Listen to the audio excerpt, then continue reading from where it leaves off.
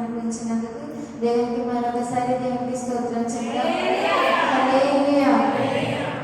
ఈ దినము నాకు ఇచ్చిన సమయాన్ని బట్టి దేవుని మాటలు మనం తెలుసుకుందాం. అందరూ బైబిల్ తెరిచినట్లయితే మత్తయి రాసిన సువార్త 17వ అధ్యాయం మత్తయి సువార్త 17వ అధ్యాయం 19 నుంచి 21 వచనం చదువుకుందాం. మత్తయి సువార్త 17వ అధ్యాయం 19 నుంచి 21 వచనం చదువుకుందాం. తరువాత శిష్యులు ఏకాంతముగా యేసునద్దకు వచ్చి మేము ఎందుచేత దానిని వెళ్ళగొట్టలేకపోతుందని అడిగిరి. అందుకైన మీ అల్ప విశ్వాసము చేతనే మీకు ఆవగించంత విశ్వాసం ఉండిన ఎడల ఈ కొండను చూచి ఇక్కడ నుండి అక్కడికి పొమ్మనగాని అది పోవును. మీకు అసాధ్యమైనది ఏది ఉండదని నిశ్చయముగా మీతో చెప్పుచున్నానని వారితో అనెను. దేవునికి స్తోత్రం. హల్లెలూయా. ఈ ఉపవాస ప్రార్థనలో మనం కొన్ని మాటలు మనం నేర్చుకుందాం. అసలు ఉపవాసం ఎందుకు చేస్తామండి? మనం ఉపవాసం ఎందుకు చెప్పండి? ఉపవాసం ఎందుకు? ఒక్కొక్కరికి ఒక్కొక్కలాంటి అభిప్రాయం ఉంటుంది కదా ఉపవాసం గురించి. అసలు మనం ఉపవాసం ఎందుకు చేస్తాం? మీరు కొన్ని సమాధానాలు చెప్తే దాన్ని బట్టి నేను కూడా మీ సమాధానాన్ని ఏకీభవిస్తాను. ఎందుకు చేస్తాం మనం ఉపవాసం? చెప్పండి. ఎవరికి ఏం తోచితే అదే చెప్పండి. ఎందుకంటే మనం ఉపవాసం గురించి తెలుసుకుంటున్నాం, ఉపవాసం ఉంటున్నాం అంటే తెలిసే మనం ఉంటాం. ఎందుకు ఉంటున్నాము, దేనికి ఉంటున్నాము, దానివల్ల ఉపయోగం ఏంటి, ప్రయోజనం ఏంటి మనం తెలియకుండా ఉపవాసం అని చెయ్యం కదా. కడుపు కట్టుకోలేం కదా. మనం కడుపును మార్చుకొని మనం ఉపవాసం ఉంటున్నామంటే ఏదో ఒక కారణం అయితే మనకి ఉంటుంది. అసలు ఉపవాసం ఎందుకు ఉంటున్నాము అని అంటే ఒక్కొక్కరికి ఒకటి కారణం. ఒకటి ఇల్లు గురించి కారణం, ఒకటి కుటుంబం గురించి కారణం, ఒకరికి వారి యొక్క బంధువుల గురించో, స్నేహితుల గురించో, కుటుంబస్తుల గురించో, భార్యల గురించో, భర్తల గురించో, పిల్లల గురించో, లేదా అప్పుల గురించో, వివాహాల గురించో ఒక్కొక్కరికి ఒక విధమైన ఉపవాసం ఉండటానికి ఒక కారణం అనేది అందరు ఎత్తుకుంటారు. ఈరోజు మీరు ఉపవాసం ఉన్నారు అని అంటే పాస్టర్ గారు ఉపవాస ప్రార్థన పెట్టారనే ఉన్నారా, లేదంటే మీకు ఏమైనా కారణం ఉంటే ఉపవాసం ఉన్నారా? చెప్పండి. పాస్టర్ గారు అయితే ఆత్మీయంగా ఎదగడానికేనా అన్నారు. మీరు ఎందుకున్నారు ఉపవాసం? పాస్టర్ గారు చెప్పడానికి చెప్పేశారు అనుకోండి, మీరు ఎందుకున్నారు? పాస్టర్ గారు చెప్పినంత మాత్రం మనం చేయాలని కాదు కదా. మీరు ఎందుకున్నారు ఉపవాసం? పాస్టర్ గారు చెప్పి ప్రతి ఒక్కరు చేసేస్తున్నారా? లేదు కదా. అసలు ఉపవాసం మీరు ఎందుకున్నారు? స్వస్థతల గురించి కొంతమంది ఉన్నారు. ఇంకా ఎవరి అవసరత వాళ్ళ గురించి, వాళ్ళు మీ కుటుంబాల గురించి మీరు అందరూ ఉపవాసం ఉన్నారు, మంచి విషయం. స్వస్థతల గురించి మీరు ఉన్నారు, మీ కుటుంబస్తుల గురించి ఉపవాసం ఉన్నారు, నిజమే.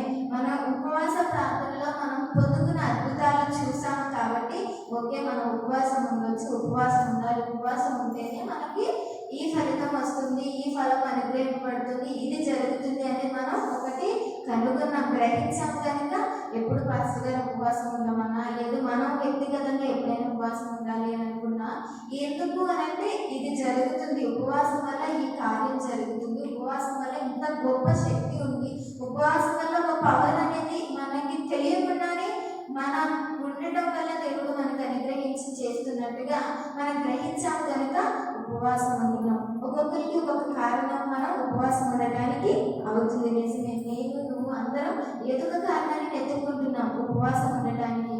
ఒక కారణం ఉంది దానికి ఉపవాసం ఉన్నాం. ఈరోజు మన అందరూ ఈ కుటుంబాల కోసం, సంఘం కోసం, దేశం కోసం, ఆ యొక్క పరిస్థితుల కోసం, కుటుంబ సమస్యల కోసం, అప్పుల కోసం, రోగముల కోసం, లేదా ఇంట్లో సమస్యలు సమాధానం లేని వీటన్నిటి కోసం మనం ఉపవాసం దేవుని సన్నిధిలో ప్రార్థన చేస్తున్నాం. ముఖ్యంగా దేవుడు చెప్తున్న మాట ఏంటంటే అసలు ఉపవాసం ఎందుకు అని అంటే అల్ప విశ్వాసాన్ని అధిగమించడానికి అని. ఇక్కడ మత్తయి సువార్త 17వ అధ్యాయం 19 నుంచి 21 వచనాలు మనం చదువుతున్నట్లయితే నేను చదువుతాను, అందరూ ఒక్కసారి వినండి. తరువాత శిష్యులు ఏకాంతముగా యేసునద్దకు వచ్చి మేమెందు చేత దానిని వెళ్ళగొట్టలేకపోతుమని అడిగిరి. అందుకు ఆయన, మీ అల్ప విశ్వాసము చేతనే మీకు ఆవగించంత విశ్వాసమున్న ఎడల ఈ కొండను చూచి ఇక్కడ నుండి అక్కడికి పొమ్మనగానే అది పోవును. మీకు అసాధ్యమైనది ఏది ఉండదని నిశ్చయముగా మీతో చెప్పుచున్నానని వారితో నేను. ఇక్కడ యేసయ్య ఇంకా యేసయ్యతో ఉన్న శిష్యులు మనకి కనబడుతున్నారు. ఇక్కడ మనకి కనబడుతున్న లేఖనంలో ఏమవుతుంది అని అంటే, ఒక వ్యక్తికి ఒక కుమారుడు ఉంటాడు, వానికి దెయ్యం పడుతుంది అనమాట. అయితే అతనికి ఆరోగ్యం బాగోదు, నిప్పుల్లోకి వాటిలోకి దూకి అతను చాలా ఇబ్బంది పడుతూ ఉంటాడు. అయితే ఆ టైంలో అక్కడ యేసయ్య శిష్యులు ఉండటంతో ఆ వ్యక్తి యేసయ్య శిష్యుల దగ్గరికి తన కుమారుడిని తీసుకొస్తారు. అయితే వీళ్ళు ప్రార్థన చేసి ఏవో చేసి అది పోగొట్టాలి అనే ఆలోచనతో వాళ్ళు ప్రయత్నిస్తారు, కానీ అది జరగదనమాట. అయితే కొంతసేపటికి యేసయ్య ఎక్కడికి వస్తాడు. ఆ వ్యక్తి అడుగుతాడు, ఇదిగో నేను నా కుమారుడు ఇలా ఉన్నాడు, ఇది అయ్యింది. అయితే మీ శిష్యులు ఎవరైతే ఉన్నారో వాళ్ళ దగ్గరికి నేను వాళ్ళు తీసుకొచ్చాను కానీ ఏ ప్రయోజనం లేదు, వాళ్ళు దీన్ని వెళ్ళగొట్టలేకపోయారు, చేయలేకపోయారు, ఈ పని జరగలేదని సమాధానం అక్కడి నుంచి వచ్చింది. అయితే దేవుడు తర్వాత అక్కడ కార్యాన్ని జరిగించిన తర్వాత శిష్యులు ఎవరైతే ఉన్నారో వీళ్ళు యేసయ్య దగ్గరికి ఒంటరిగా ఉన్నప్పుడు వచ్చి, యేసయ్య మేము ప్రార్థన చేశాము, అక్కడి నుంచి ఆ యొక్క సైతాన్ని వెళ్ళగొట్టాలని, దయ్యాన్ని వెళ్ళగొట్టాలని చాలా ప్రయత్నం చేశాము, కానీ మాకెందుకు అది జరగలేదు అని అడిగితే దేవుడు ఒకే ఒక మాట చెప్తున్నాడు, మీరు అల్ప విశ్వాసం కలిగిన వారిగా ఉన్నారు. ఎలా ఉన్నారండి? అల్ప విశ్వాసం. వాళ్ళలో ఏముంది? అల్ప విశ్వాసం ఉంది అని దేవుడు చెప్తున్నాడు. అయితే ఈ దినం ఉపవాసం ఉండి మనం ప్రార్థన చేసినప్పుడు మనం ఉపవాసం ఉండటానికి మెయిన్ కారణం ఏదైతే ఉందో, మెయిన్ రీజన్ ఏదైతే దేవుడు చెప్తున్నాడో, దేనికి ఉపవాసం ఉంటున్నారు అని అంటే మీ యొక్క అల్ప విశ్వాసం ఏదైతే ఉందో దాన్ని అధిగమించడానికి ముందుగా మీరు ఉపవాసం ఉండాలి, లేదా ఉపవాసం ఉండి ప్రార్థన చేయాలి, లేదా అల్ప విశ్వాసాన్ని పోగొట్టుకోవడానికి మీరు ప్రార్థన చేయాలని ఇక్కడ యేసయ్య శిష్యులతోనే కాదు మనతో చెప్తున్నాడు కూడా. ఇక్కడ అక్కడ చెప్తున్నాడు దేవుడు, మీరు అల్ప విశ్వాసులుగా ఉన్నారు. ముందు మీకు ఎంత విశ్వాసం ఉండాలి? ఆవగించేంత విశ్వాసం. ఆవగించేంత ఉంటుంది, చాలా చిన్నది. అంతున్నా చాలు, మీరేమని ఇక్కడ ఉన్న కొండను అక్కడికి వెళ్ళమంటే వెళ్తుంది, మీరు ఏదనుకుంటే అది జరుగుతుంది, మీకు అసాధ్యమైనది ఏది ఉండదు అని దేవుడు చెప్తున్నాడు. అయితే ఈ దినాన ఉపవాసం ఉన్న మనలో ఏముండకూడదు అని అంటే, ముఖ్యంగా అల్ప విశ్వాసం అనేది ఉండకూడదు. మనం ఉపవాసం ఉండటం ప్రారంభించినప్పుడు మనం మెయిన్గా ఉండాల్సిన కారణం ఏంటి? ఉపవాసం ఉంటున్నాము, ఈరోజు నేను ఉపవాసం ఉంటున్నాను అంటే ఫస్ట్ మనకి గుర్తు రావాల్సిన విషయం ఏంటంటే, నాలో అల్ప విశ్వాసం అనేది కనబడకూడదు. ఆ తర్వాత నుంచి నువ్వు ఎన్ని ప్రార్థనలు చేసినా, ఎన్ని కార్యాలు పొందుకోవాలని ఆలోచించినా, అల్ప విశ్వాసం ఎప్పుడైతే నీ నుండి దూరం అవుతుందో అప్పటి నుండి నీ కార్యాలు అనేది నువ్వు పొందుకోగలుగుతావు. దేవుడు చెప్తున్న మాటే, మనం మాట్లాడుకునే మాట అయితే కాదు. ఏమంటున్నాడు? ఆవగించంత విశ్వాసం ఉంటే చాలు, అది ఏదైనా జరుగుతుంది అని దేవుడు చెప్తున్నాడు. ఈ దినం మనకి కూడా ఆవగించంత విశ్వాసం ఉంటే చాలు, మనం అనుకున్న పని జరగటానికి, మనం ఉంటున్న ఉపవాసానికి ప్రతిఫలం పొందడానికి దేవుడు మనకి అనుగ్రహిస్తున్నాడు. ఈ దినం అల్ప విశ్వాసం ఏదైతే ఉందో అది అధిగమించడానికి ముందుగా మీరు ఉపవాసం ఉండాలి. మనలో ఉన్న అల్ప విశ్వాసాన్ని పోగొట్టుకుంటేనే కానీ మనకి కావాల్సిన ఏదైనా కావాలి అంటే ముందుగా మనలో ఉన్న అల్ప విశ్వాసాన్ని పోగొట్టుకోవాలని దేవుడు మనకి చెప్తున్నాడు. అయితే ఈ అల్ప విశ్వాసం అధిగమించడానికి మనం ఏ విధంగా ఉండాలి, ఏం చేయాలి అని అంటే, ఫిలిప్పీయులకు రాసిన పత్రిక 1వ అధ్యాయం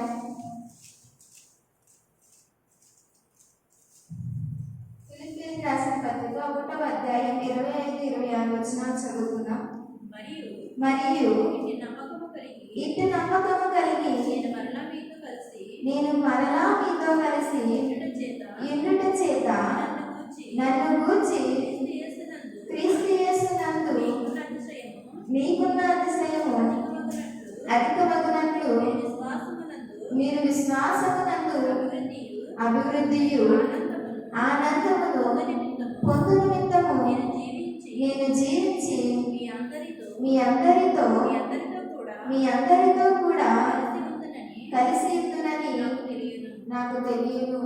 ముందుగా మనం అల్ప విశ్వాసం అధిగమించాలి అని అంటే మనలో విశ్వాసం అనేది అభివృద్ధి పొందాలంటే ఏం చేయాలి? మనకి అల్ప విశ్వాసం ఉండకూడదు అని అంటే విశ్వాసం అనేది మనలో అభివృద్ధి పొందాలి. విశ్వాసం అనేది ఎక్కువ అవ్వాలి. విశ్వాసం అనేది మనలో ఉండాలి. ఎప్పుడు ఉంటుంది అని అంటే ఎప్పుడు ఉంటుంది అని అంటే నువ్వు ఎప్పుడైతే ఉపవాసం ఉండి ప్రార్థన చేయడం మొదలు పెడతావో నీ ఉపవాస ప్రార్థన ప్రారంభము నువ్వు చేసే ప్రార్థన నీలో ఉన్న ఏవైతే భయాలు, అనుమానాలు, అపనమ్మకాలు ఏవైతే ఉన్నాయో వీటన్నిటిని పక్కన పెట్టి అల్ప విశ్వాసం ఏదైతే ఉందో నువ్వు చేసే ఆ ఒక్క ప్రార్థన, ఒక్క అంశము నీ కుటుంబం కొరకు కావచ్చు, నీ యొక్క జీవితం గురించి కావచ్చు, నీ బిడ్డల గురించి కావచ్చు, నీ కుటుంబం గురించి కావచ్చు, నీకున్న పరిస్థితుల సమస్యలు ఏదైనా దాని గురించి అడగడానికి కూర్చున్న ముందు నీలో ఉండే ఏదైతే అల్ప విశ్వాసము, అపనమ్మకం, అవిశ్వాసం ఏదైతే ఉందో అది పక్కన పెట్టి తర్వాత విశ్వాసాన్ని మనలో అభివృద్ధి పరుచుకొని లేదా ఎక్కువ చేసుకొని ఇది నేను ప్రార్థన చేస్తున్నాను అంటే ఇది కంపల్సరీ దేవుడు చేస్తాడు. నేను ఉపవాసం ఉండి నా మనసు దేవునికి తెలుసు, విరిగిన మనసు కలిగినగా నేను ఉన్నాను, నలిగిన హృదయం నాలో ఉంది. అయితే నా ఉపవాసంలో నేను ఏం చేయాలి అని అంటే నాలో ఉన్న ఏదైనా చిన్న అల్ప విశ్వాసం ఉన్నా, ఏదైనా చిన్న అపనమ్మకం ఎక్కడైనా నాకు కలుగుతుంది అని మన మనసుకు మనకు అనిపిస్తుంది కదండి. ఈరోజు ఈ పని జరుగుతుందని ప్రార్థన గురించి కాకపోయినా మనం ఏదైనా ఒక పని మొదలు పెట్టాలి అని అన్నప్పుడు ఈరోజు ఈ పని జరగాలి, ఏదో బయటికి వెళ్ళి పని చేయాలి అంటే ఇది జరుగుతుందా లేదా అని ఒక డౌట్ అనేది మనకు ఉంటుంది. అది మనం చేయగలిగింది చేయలేకపోతే తర్వాత మనలో మొదటిగా వచ్చే ఆలోచన అంటే ఈరోజు ఈ పని జరుగుతుందా లేదా, ఈ పనికి మనం అవుతుందా లేదా. అంతవరకు బ్యాంక్ వాళ్ళకి వెళ్తాం, బ్యాంకు దగ్గరికి వెళ్తే అసలు ఖాళీ ఉండదు. ఎంత పొద్దున్నే బ్యాంకు 10 గంటలకు ఓపెన్ చేస్తాడు. ఓపెన్ చేశాక మనం 9:30 నుంచి అక్కడ ఉంటాం. కానీ ఆ రోజు మనం వెళ్ళే పని జరుగుతుందా లేదా అనేది తిరిగి వచ్చే వరకు మనకి అల్ప విశ్వాసమే, అపనమ్మకమే. తిరిగి ఆ బ్యాంక్ మెట్రిక్ కిందకు వచ్చాక ఓకే ఈరోజు ఈ పని అయింది అని అప్పుడు సంతోషిస్తాం. కానీ అక్కడ బ్యాంక్ ఓపెన్ చేయగానే మనం సంతోషించాం కదా. అక్కడ అవుతుందో లేదో ఎవరికి తెలియదు.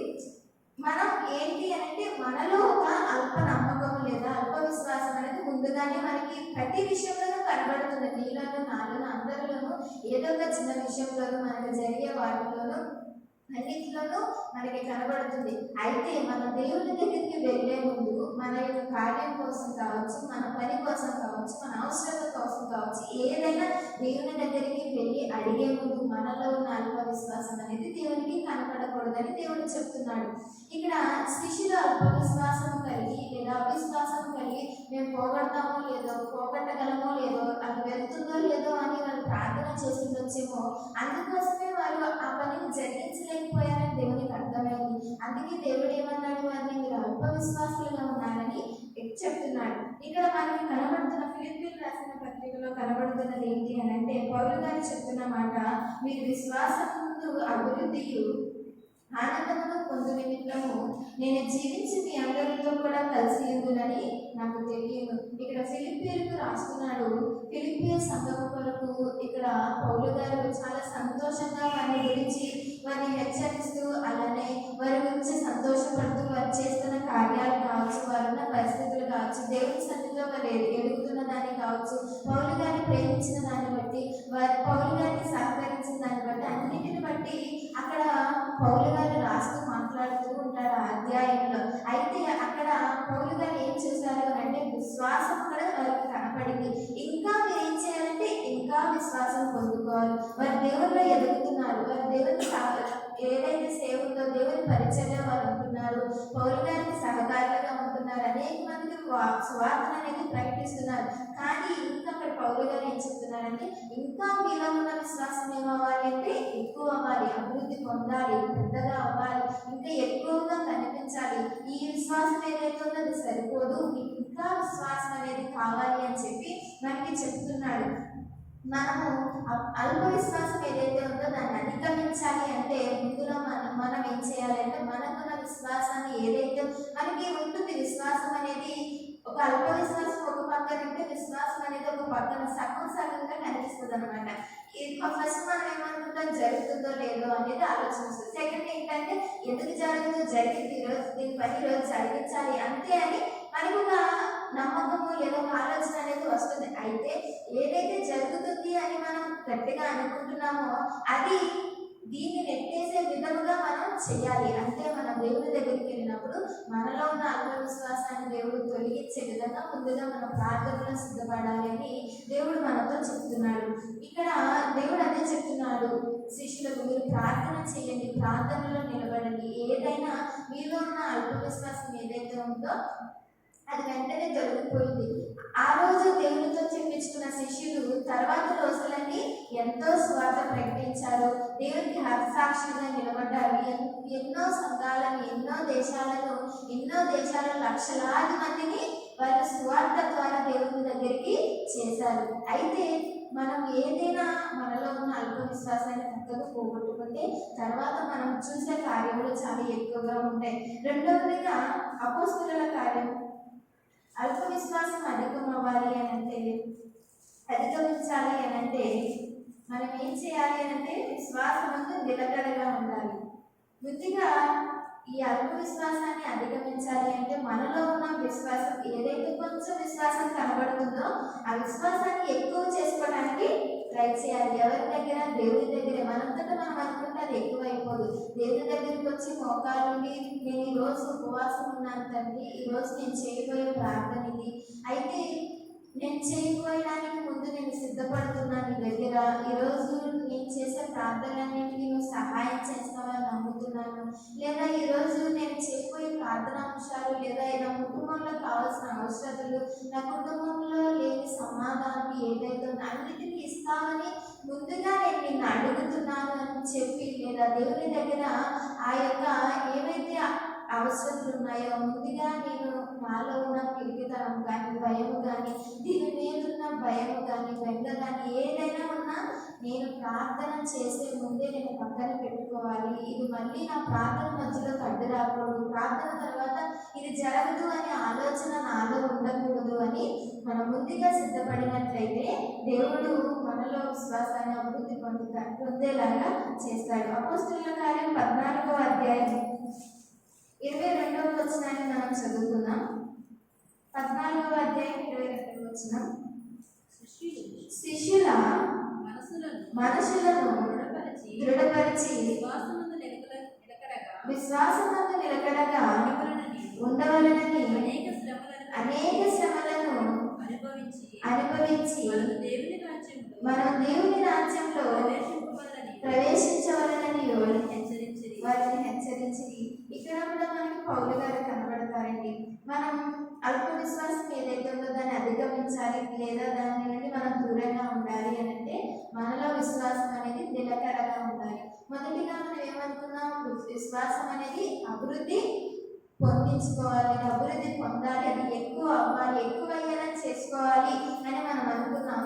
అయితే ఇది ఎక్కువ చేసుకున్న మనము ఏం చేయాలి అని అంటే దాన్ని అలానే స్టాండర్డ్గా ఉంచేసేలాగా, అది మళ్ళీ పక్కకు అటు ఇటు వెళ్ళకూడదు, ఎవరి దగ్గరికి వెళ్ళకూడదు, ఎవరి మాటల వల్ల అది కిందకి రాకుండా ఉండాలి.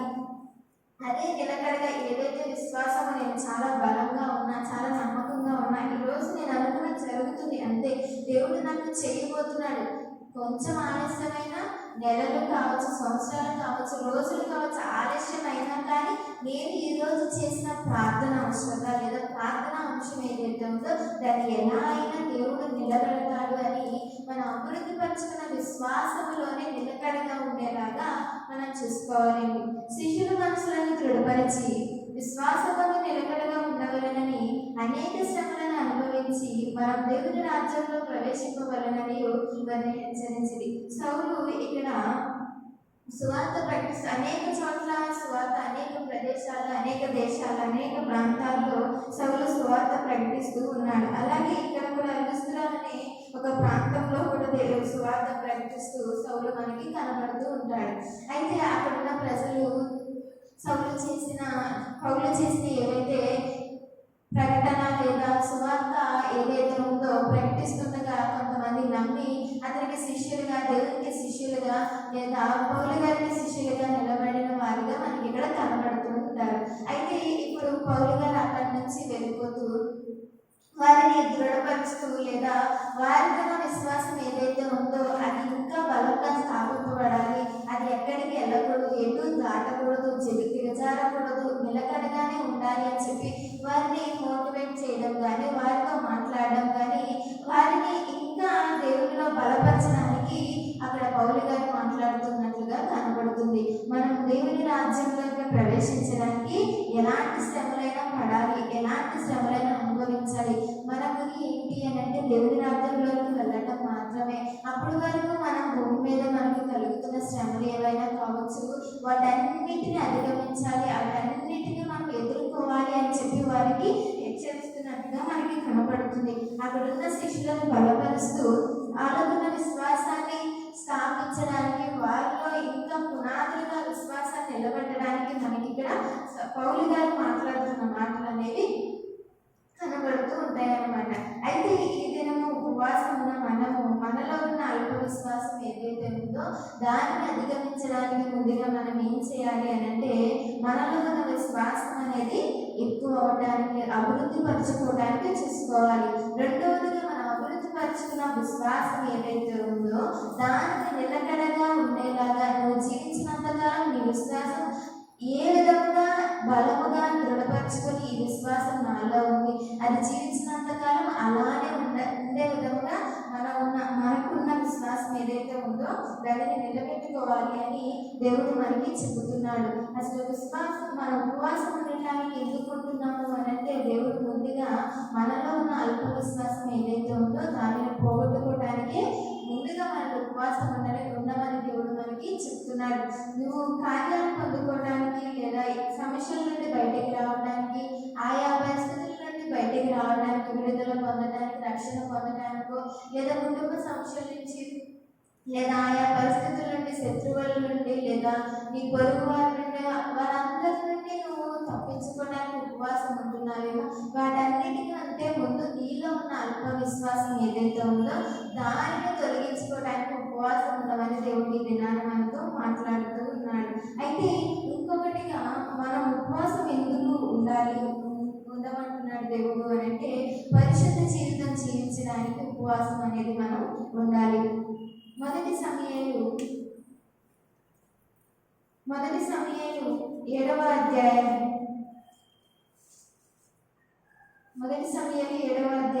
5 నుంచి 6 వచనాలు చదువుకున్నాం. 5-6 వచనాలు. అంతట సమూయేలు ఇశ్రాయేలీయులందరినీ మిస్పాకు పిలువనప్పుడు నేను మీ పక్షమున యెహోవాను ప్రార్థన చేతునని చెప్పగా వారు మిస్పాలో కూడుకొని నీళ్లు చేతి యెహోవా సన్నిధిని కుమ్మరించి ఆ దినం ఉపవాసం ఉండి యెహోవా దృష్టికి మేము పాపాత్ములమని ఒప్పుకొని మిస్పాలో సమూయేలు ఇశ్రాయేలీయులకు న్యాయం తీర్చుచూ వచ్చెను. ఇక్కడ ఉపవాసం ఎందుకు అనంటే పరిశుద్ధ జీవితము జీవించడానికి మనం ఉపవాసం ఉండాలి అండి. ముందుగా మనం ఎందుకు ఉపవాసం ఉండాలి అని అంటే అల్ప విశ్వాసం ఏదైతే ఉందో దాన్ని పోగొట్టుకోవడానికి, దాన్ని అధిగమించడానికి మనం ఉపవాసం ఉండాలండి. రెండవదిగా పరిశుద్ధ జీవితం జీవించడానికి మనం ఉపవాసం ఉండాలి. తల్లి గర్భంలో పుట్టిన నాటి నుండి మనం పాపాత్ములుగా, పాపము చేసిన వారిగా మనం ఉన్నాం. ఎప్పుడైతే దేవుని సన్నిధికి వచ్చి దేవునిలో రక్షణ పొంది నిజమైన రక్షకుని తెలుసుకొని బాప్తీసం పొందిన తర్వాత మనం దేవుని వారిగా, క్రైస్తవులుగా మనం కనబడుతూ ఉన్నాం. అయితే అయినప్పటికీ మన జీవితం ఏ విధంగా ఉంది అనేది మనం పరీక్షించుకోవాలి, ఆలోచించుకోవాలి. బాప్తీసం తీసుకున్నంత మాత్రం మన జీవితం పరిశుద్ధం అవుతుంది అనేది మనం నమ్మటానికి లేదు. అయితే మన మనసు పరిశుద్ధంగా ఉన్నప్పుడే మన హృదయం, మన ఆలోచన, మన తలంపులు ఏవైతే ఉన్నాయో అవి ఎప్పుడైతే పరిశుద్ధంగా లేదా పవిత్రంగా మంచిగా ఉంటేనే మనం పరిశుద్ధంగా ఉన్నట్టుగా మనకి కనబడుతున్నాం. ఇక్కడ సమూయేలు ఇశ్రాయేలుతో మాట్లాడుతున్న మాట, ఇశ్రాయేలీలు అప్పటి వరకు వారి పాపాలతోనూ వారి యొక్క పరిస్థితుల్లోనూ లోకంలో దిగజారిపోయి వాళ్ళు ఉన్నారు. అయితే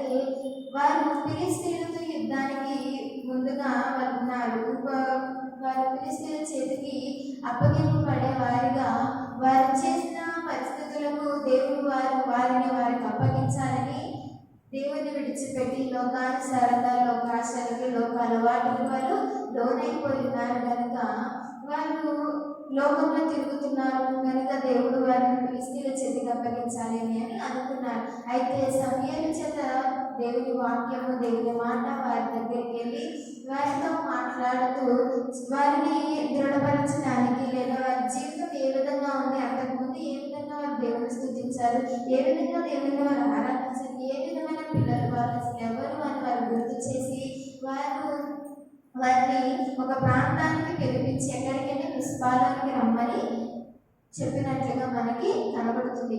మిస్పా అనే దానికి మనకి కావలి గోపురం అనేది లేదా ప్రార్థనా గృహం అనేది కానీ లేదా ఏదైనా చెప్పుకునే ప్రదేశము, మాట్లాడుకునే ప్రదేశం అని కొన్ని ఈ యొక్క మాటకు అర్థంగా మనకి కనపడుతూ ఉంది.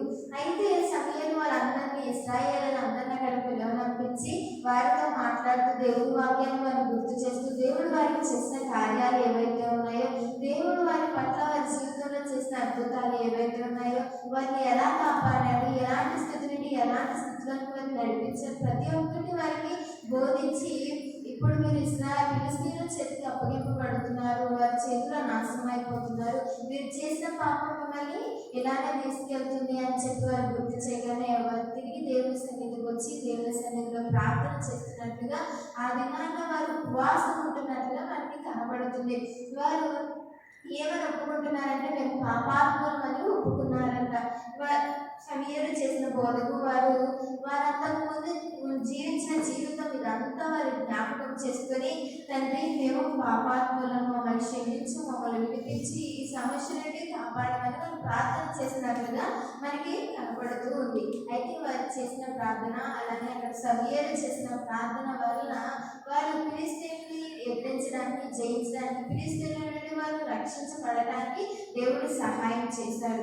ఎందుకు అనంటే వారు ఉపవాసం ఉండి ప్రార్థన చేశారు. వారు పాపాత్ములని లేదా వారి జీవితాన్ని పరిశుద్ధపరచుకోవడానికి మేము పాపులము అని వారి మనసును కడుక్కొని దేవుడి సన్నిధికి వచ్చి వారు ప్రార్థన చేశారు కనుక దేవుడు వారి మనసులను, వారి హృదయాలను, వారి జీవితం, వారు మాట్లాడిన విధానం, వారు ప్రార్థన చేసిన విధానం, దేవుని సన్నిధికి వారు కుమ్మరించిన హృదయం ఏదైతే దేవుడు చూస్తున్నాడో దాన్ని బట్టి దేవుడు వారిని కాపాడాడు. వారు ఉపవాసం ఉండి నేను పాపులకు తండ్రి మమ్మల్ని కాపాడుకొని వారు ఒప్పుకున్నారు కనుక వారి జీవితాన్ని పరిశుద్ధపరుచుకున్నారు కనుక దేవుడు వారిని కాపాడడానికి, వారికి సహాయం చేయడానికి ఒప్పుకున్నాడు. అయితే ఈ దినము ఉపవాసం ఉంటున్న నీవు ఎందుకు ఉండాలి అని అంటే మనం నేర్చుకున్న విషయం ఏంటంటే ఆత్మవిశ్వాసం ఏదైతే ఉందో దాన్ని పోగొట్టుకోవడానికి ముందుగా మనం ఉపవాసం ఉండాలి అని దేవుడు మనకి చెప్తున్నాడు. రెండవదిగా పరిశుద్ధమైన జీవితం ఏదైతే మనం జీవించాలి అని అనుకుంటున్నామో ఆ జీవితం పొందుకోవడానికి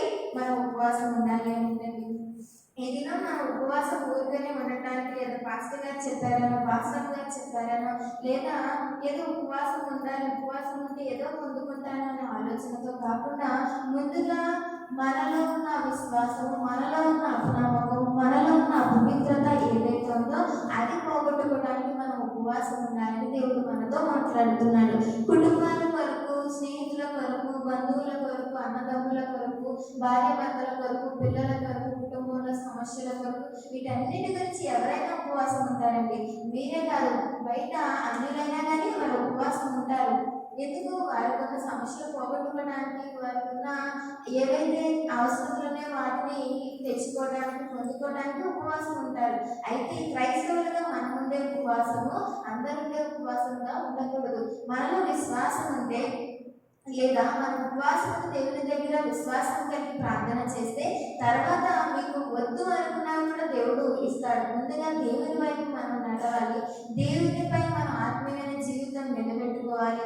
కేవలం దేవుని కొరకు మనం బ్రతికిన వారిగా కనబడితే అప్పుడు నీకు ఏది కావాలి అని నువ్వు దేవుని దగ్గరికి చెప్పవసరం లేదు, దేవుని దగ్గరికి నువ్వు అడగవసరం లేదు. నువ్వు ఉపవాసం ఉంటే నీలో ఉన్న ఆత్మవిశ్వాసం, నీలో ఉన్న అధైర్యం, నీలో ఉన్న పిరికితనం లేదా నీలో ఉన్న అపవిత్రమైన జీవితం ఏదైతే ఉందో ఇప్పుడు వరకు నువ్వు మొదటిగా దేవుని నమ్మినప్పుడు ఉన్న విశ్వాసం నీలో ఇప్పుడు లేకుందేమో జ్ఞాపకం చేసుకొని ఇన్ని సంవత్సరాలు నేను ఇంత కష్టపడ్డాను లేదా ఇంతలా ప్రార్థన చేశాను, నేను చేసిన ప్రార్థన ప్రతిఫలం లేదు అని అంటే నీలో ఇంకా ఏదో లోపం ఉంది. నువ్వు ఎన్నో ఉపవాసాలు ఉంటే ప్రయోజనం ఏంటి అంటే ముందుగా ఇంకా ఏదో దేవుడు లోపాన్ని నీలో చూస్తున్నాడు, ఇంకా ఏదో లోపం నీలో కనబడుతుంది కనుక నువ్వు చేస్తున్న నీ అవసరతలు, నీ వ్యక్తిగత ప్రార్థన అవసరతలు లేదా వ్యక్తిగతంగా నువ్వు ఉన్న ఉపవాసానికి ప్రయోజనం లేకుండా పోతుంది, ఫలం లేకుండా పోతుంది.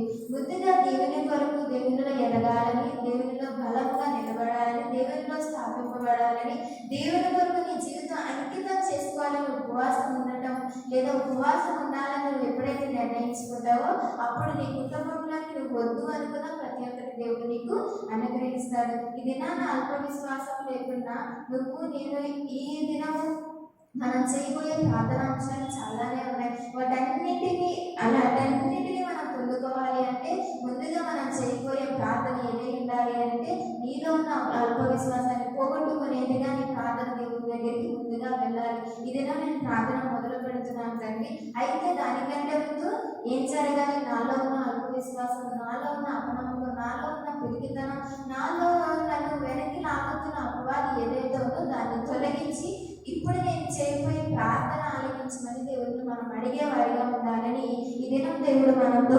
మాట్లాడుతున్నాడు. అయితే ఈరోజు మనం చేయబోయే ప్రార్థనని దేవుడి దగ్గరికి వెళ్ళాలి, దేవుడు ఆలకించాలి అంటే మనం చేయబోయే లేదా మన మనసులో ఉండే మన మొదటి మాట, మన ఆలోచన ఏదైతే ఉందో ముందుగా దేవుడు అది చూస్తాడు కనుక ఏదైనా ఆత్మవిశ్వాసం మనలో ఉన్నట్లయితే దాన్ని తొలగించుకొని ప్రార్థన చేయాలని లేదా దాన్ని తొలగించుకొని ఉపవాసం ఉండాలి. మనం ఉన్న ఉపవాసానికి ఏదైనా ఫలము కావాలి అని అంటే లేదా ఏదైనా ప్రయోజనం ఉంది అని అంటే ముందుగా అల్ప విశ్వాసం అనే దాన్ని మొత్తాన పెట్టాలి అని దేవుడు మనతో మాట్లాడుతూ ఉన్నాడు. ఈ యొక్క మాటలు మన వెనుకల్లో దేవుడు దీవించి ఆశీర్వదించిన